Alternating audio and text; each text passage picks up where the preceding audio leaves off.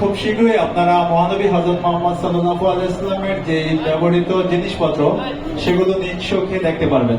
Jamia Islamic foundation সিঙ্গাপুরের উদ্যোগে প্রতি বছর সিঙ্গাপুরে অনুষ্ঠিত হয় এই ইসলামিক ফেস্টিভ্যাল।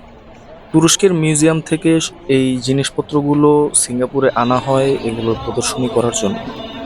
প্রিয় নবী হজরত মোহাম্মদ সাল্লাল্লাহু আলাইহি ওয়াসাল্লামের ব্যবহৃত সুরমার কৌটা, নবীজির ব্যবহৃত একটি পাগড়ি এবং একটি পানির পাত্র এই প্রদর্শনীতে ছিল।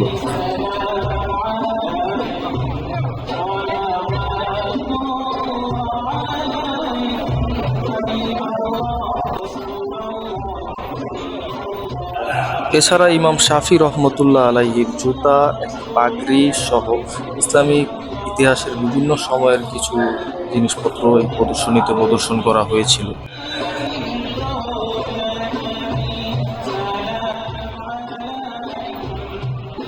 এটি 1230 হিজরি অটোমান সাম্রাজ্যের সময়ের ব্যবহৃত কাবা শরীফের একটি চাবি।